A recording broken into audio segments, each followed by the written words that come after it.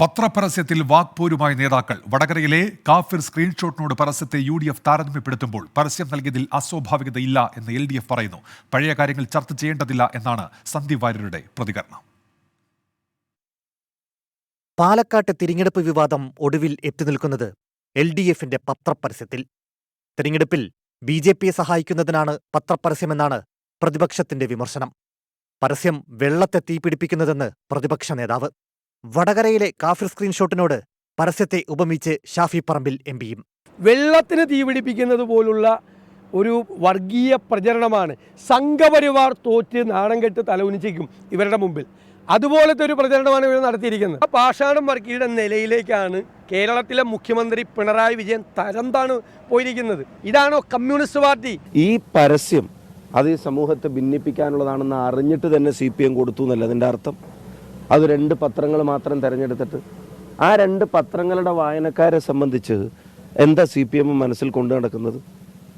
അവരുടെ രാഷ്ട്രീയ ബോധത്തെ അണ്ടർ എസ്റ്റിമേറ്റ് ചെയ്യണോ CPM? ഇങ്ങനൊരു പരസ്യം കൊടുക്കുമ്പോഴത്തേക്കും ഈ പറയുന്ന വിഭാഗീയ ചിന്തകളുടെ പിന്നാലെ അവരങ്ങ് വരുമെന്നാണ് വിചാരിച്ചിരിക്കുന്നത്. പത്രത്തിൽ പ്രസിദ്ധീകരിച്ചത് വ്യാജ സ്ക്രീൻഷോട്ടുകളാണെന്ന് സന്ദീപ് വാര്യരുടെ പ്രതികരണം. പഴയ കാര്യങ്ങൾ ഇനിയും ചർച്ച ചെയ്യേണ്ടതില്ലെന്നും സന്ദീപ്. പഴയ കാലത്തെ ചില രാഷ്ട്രീയ നിലപാടുകളൊക്കെ സൂചിപ്പിച്ചുകൊണ്ട് എന്നെ ആക്ഷേപിക്കുന്നതിൽ അർത്ഥം എന്താ ഉള്ളത്? ആ പരസ്യത്തിൽ തന്നെ വ്യാജമാണല്ലോ. പരസ്യത്തിൽ നേരത്തെ തന്നെ ഫാക്ട് ഫൈൻഡിംഗ് ടീം അത് വ്യാജമായ സ്ക്രീൻഷോട്ടാണെന്ന് കണ്ടെത്തിയിട്ടുള്ള ഒരു കാര്യം. എന്നാൽ പത്രപരസ്യത്തിൽ അപാകതയില്ലെന്നാണ് LDF പ്രതികരണം. സമൂഹത്തിലേക്ക് എത്തേണ്ട കാര്യങ്ങളാണ് പത്രപരസ്യത്തിൽ ഉള്ളത്. എല്ലാ പത്രങ്ങളിലും പരസ്യം നൽകിയിട്ടുണ്ട്. ഇപ്പോഴും ഫേസ്ബുക്ക് പോസ്റ്റുകൾ സന്ദീപ് വാര്യർ ഡിലീറ്റ് ചെയ്തിട്ടില്ലെന്ന് നേതാക്കൾ. ഒരു പോസ്റ്റും ഡിലീറ്റ് ചെയ്തിട്ടില്ല. അതായത് താൻ പറഞ്ഞത് തന്നെയാണ്, തൻ്റെ നിലപാട് അത് തന്നെയാണ്.